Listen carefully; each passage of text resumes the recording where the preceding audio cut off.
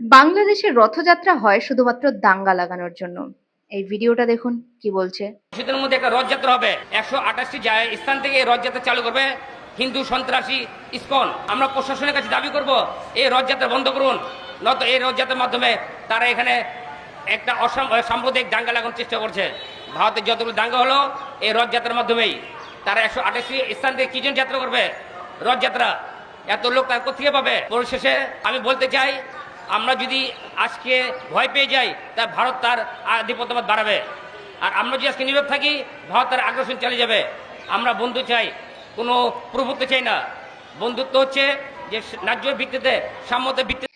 তো এখানে উনি বললেন যে বাংলাদেশে 128টা জায়গায় রথযাত্রা বের হবে, সেটা বাংলাদেশের হিন্দু সন্ত্রাসী ইসকনের রথযাত্রা, সেটা হবে দাঙ্গা লাগানোর জন্য, সেটা হবে ভারতের কথা মতো বা এসবই তিনি বলছেন যে ভারতেও দাঙ্গা হয়েছিল রথযাত্রার মাধ্যমে, তো বাংলাদেশেও দাঙ্গা হবে রথযাত্রার মাধ্যমে, এজন্য রথযাত্রা হতে দেওয়া উচিত নয়। বাংলাদেশে রথযাত্রা হতে দেওয়া উচিত নয়, বাংলাদেশের রথযাত্রার মাধ্যমে দাঙ্গা সৃষ্টি হয়। তো বাংলাদেশে এমন কয়বার রথযাত্রার সময় দাঙ্গা লেগেছিল? এই রথযাত্রা তো আজকে থেকে হচ্ছে না, তাই না? সেই ব্রিটিশ আমল থেকে রথযাত্রা হয়ে চলেছে। তো এর মধ্যে কয়বার দাঙ্গা লাগিয়েছে সনাতনীরা? কয়বার লাগিয়েছে? আমরা তো শুধু সেখানে ইসকনেরা রথযাত্রা করে সেরকমটা নয়, হয়তোবা ইসকন মন্দির থেকে রথযাত্রাগুলো বের হয়, কিন্তু সেখানে সাধারণ সকল সনাতনী যায়, সবাই রথযাত্রার র্যালি করে, প্রসাদ গ্রহণ করে। তো এটা আমাদের একটা উৎসব, ধর্মীয় উৎসব, এটা দাঙ্গা লাগানোর কোনো উৎসব নয়। তো রথযাত্রায় এতদিনেও যদি কোনো দাঙ্গা না লেগে থাকে, এবার কেন মনে হচ্ছে যে রথযাত্রায় দাঙ্গা হবে বা দাঙ্গা লাগানোর জন্য রথযাত্রা হবে? মানে রথযাত্রা হলেই সেখানে দাঙ্গা হবে, দাঙ্গা লাগানোর জন্য রথযাত্রা হবে, এত মানুষ আসবে কোথা থেকে? এখানে সাধারণ সনাতনীরা প্রতি বছর রথযাত্রায় উপস্থিত থাকে এবং রথযাত্রায় সামিল হয়। এই রথযাত্রা উৎসবকে মহা সাড়ম্বরে আমাদের পালন করা হয়। রথযাত্রার পর উল্টো রথ হয়। তো এরকম তো কোনো জায়গায় হয়নি যে দাঙ্গা লেগেছে। বরং আমরা দেখেছি ওটা 2025 সালে, 2025 সালের রথযাত্রায় আমরা দেখেছি ঢাকাতে, স্বামীবাগ ইস্কন মন্দির থেকে যেই রথযাত্রাটা বের হয়েছিল, সেখানে ইট ছোড়া হয়েছিল, গরম জল ঢেলে দেওয়া হয়েছিল ভক্তদের উপরে। ছাদ থেকে গরম জল ঢেলে দেওয়া হয়েছিল, এমনকি ইট পাথর ছোড়া হয়েছিল। ময়লা ময়লা আবর্জনা পলিথিনে করে সেগুলো তাদের উপরে ছোড়া হয়েছিল। তো এই ভিডিওগুলো বা এগুলো আমরা দেখেছি যে কিভাবে সনাতনীদের রথযাত্রায় বাধা সৃষ্টি করা হয়েছে। তো যদি আমাদের সনাতনীরা দাঙ্গা লাগাতে যেত, এরকম নিউজ আমরা দেখিনি যে রথযাত্রা করতে গিয়ে দাঙ্গা লাগিয়েছে, কিন্তু রথযাত্রার মধ্যে সনাতনীদেরকে হেনস্থা করা হয়েছে সেগুলো আমরা দেখেছি।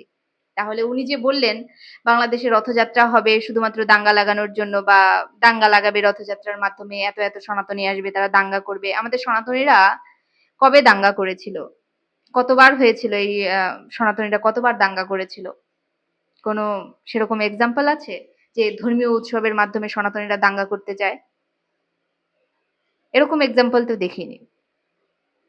এখন উনি ভারতের কথা বলছেন যে ভারতে নাকি রথযাত্রায় এভাবেই দাঙ্গা লাগায়, কিন্তু দেখলাম আমি নিউজে যে পুরীতে, ভারতের যে পুরীর জগন্নাথ মন্দিরে সব থেকে বড় রথ হয়, সেখানেই হাই অ্যালার্ট জারি করা হয়েছে, কারণ সেখানে নাকি বোম ব্লাস্টের হুমকি দেওয়া হয়েছে। ভারতের পুরীর জগন্নাথ মন্দিরে রথযাত্রার দিনে বোম ব্লাস্টের সেখানে হুমকি দেওয়া হয়েছে, যার কারণে কিন্তু গতকাল থেকেই হাই অ্যালার্ট জারি হয়েছে। যেখানে 16 তারিখে রথযাত্রা, সেখানে কিন্তু কত তারিখ, গতকালকে থেকেই সেখানে হাই অ্যালার্ট জারি করা হয়েছে। তো একবার ভেবে দেখুন এখন যে সেখানে পর্যন্ত বোম ব্লাস্টের হুমকিতে তারা হাই অ্যালার্ট জারি করে দিয়েছে। অবশ্যই সনাতনরা বোম ব্লাস্ট করবে না, সেখানে নিশ্চয়ই অন্য ধর্মের মানুষই বোম ব্লাস্ট করবে। সেখানে বাংলাদেশের সনাতনীরা রথযাত্রার সময় কি করবে? তারা দাঙ্গা লাগানোর জন্য রথযাত্রায় বের হবে, 128টা স্থান থেকে তারা রথযাত্রার মাধ্যমে দাঙ্গা লাগাবে। এজন্য রথযাত্রা হতে দেওয়া যাবে না, বাংলাদেশে রথযাত্রা হতে দেওয়া যাবে না, না হলে সনাতনীরা দাঙ্গা লাগাবে, এটাই বলছেন উনি। তো আপনাদের কি মনে হয় যে আসলেই বাংলাদেশের সনাতনীরা দাঙ্গাবাজ, সনাতনীরা দাঙ্গা লাগিয়ে বেড়ায়, উৎসবের মাধ্যমে।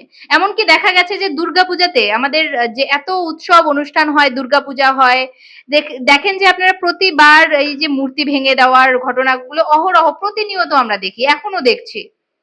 এখানে মন্দির ভেঙে দেওয়া হচ্ছে, ওখানে মূর্তি ভেঙে দেওয়া হচ্ছে, অনেক কাহিনী আমরা দেখছি আমাদের সনাতনীদের উপর প্রতিনিয়ত কিভাবে নির্যাতন হচ্ছে, কিভাবে মন্দির মূর্তি ভাঙা হচ্ছে। সেখানে সনাতনীরা নাকি রথযাত্রার মাধ্যমে দাঙ্গা করতে বেরোবে। আমাদের সনাতনীরা, বাংলাদেশে এরকম কোনো এক্সাম্পল আছে যে বাংলাদেশের সনাতনীরা গিয়ে কোনো মসজিদে হামলা করলো, মসজিদ ভেঙে দিল, বা খ্রিস্টানদের গির্জায় গিয়ে আক্রমণ করলো? এরকম সনাতনীরা করেছে? দেখেছেন আপনারা কখনো? তাহলে এখন কেন মনে হলো যে রথযাত্রা করতে দেওয়া হবে না, রথযাত্রা করতে দিলে তারা দাঙ্গা বাঁধাবে? এমন কেন মনে হলো? প্রশ্নটা আসে নাকি? নাকি শুধুমাত্র বাংলাদেশে কিছুদিন আগে একটা মেয়েও কিন্তু ভিডিওতে বলেছিল যে বাংলাদেশের সনাতনীদেরকে পুজো আর্চা করতে দেওয়া যাবে না, তাদেরকে ঘাড় ধাক্কা দিয়ে বের করে দিতে হবে পুজো করলে। হুম। তো হয়তো এটাই হচ্ছে যে তিনিও বলছেন যে রথযাত্রা করতে দেওয়া যাবে না, এটা নাকি ভারতের আগ্রাসন বা ভারতের আধিপত্য জারি হবে যদি রথযাত্রা করে। তো অনেক কথাই উনি বলেছেন, আমি ভিডিওতে আপনাদেরকে দেখিয়েছি।